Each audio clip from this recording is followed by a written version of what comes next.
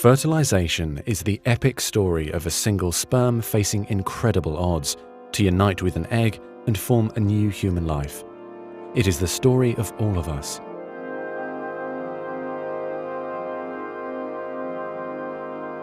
During sexual intercourse, about 300 million sperm enter the vagina. Soon afterward, millions of them will either flow out of the vagina or die in its acidic environment. However, many survive because of the protective elements provided in the fluid surrounding them. Next, the sperm must pass through the cervix, an opening into the uterus. Usually, it remains tightly closed, but here the cervix is open for a few days while the woman ovulates. The sperm swim through the cervical mucus, which is thinned to a more watery consistency for easier passage. Once inside the cervix, the sperm continues swimming toward the uterus, though millions will die trying to make it through the mucus. Some sperm remain behind, caught in the folds of the cervix, but they may later continue the journey as a backup to the first group. Inside the uterus, muscular uterine contractions assist the sperm on their journey toward the egg. However, resident cells from the woman's immune system, mistaking the sperm for foreign invaders, destroy thousands more.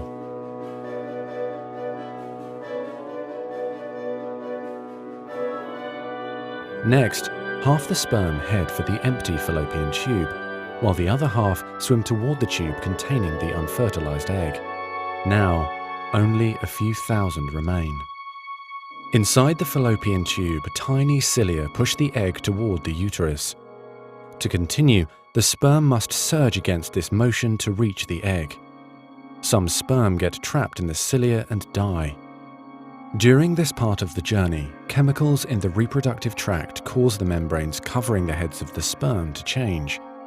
As a result, the sperm become hyperactive, swimming harder and faster toward their destination. At long last, the sperm reach the egg. Only a few dozen of the original 300 million sperm remain. The egg is covered with a layer of cells called the corona radiata. The sperm must push through this layer to reach the outer layer of the egg, the zona pellucida. When sperm reach the zona pellucida, they attach to specialized sperm receptors on the surface, which triggers their acrosomes to release digestive enzymes, enabling the sperm to burrow into the layer. Inside the zona pellucida is a narrow, fluid-filled space just outside the egg cell membrane. The first sperm to make contact will fertilize the egg. After a perilous journey and against incredible odds, a single sperm attaches to the egg cell membrane. Within a few minutes, their outer membranes fuse and the egg pulls the sperm inside. This event causes changes in the egg membrane that prevent other sperm from attaching to it. Next, the egg releases chemicals that push other sperm away from the egg and create an impenetrable fertilization membrane. As the reaction spreads outward, the zona pellucida hardens, trapping any sperm unlucky enough to be caught inside. Outside the egg, sperm are no longer able to attach to the zona pellucida. Meanwhile, inside the egg, the tightly packed male genetic material spreads out. A new membrane forms around the genetic material, creating the male pronucleus. Inside, the genetic material reforms into 23 chromosomes.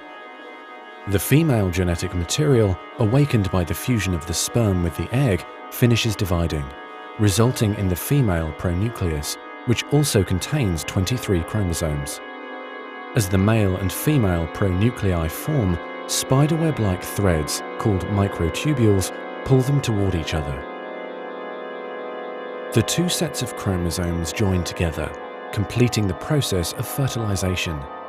At this moment, a unique genetic code arises, instantly determining gender, hair color, eye color, and hundreds of other characteristics. This new single cell, the zygote, is the beginning of a new human being. And now the cilia in the fallopian tube gently sweep the zygote toward the uterus, where he or she will implant in the rich uterine lining, growing and maturing for the next 9 months until ready for birth.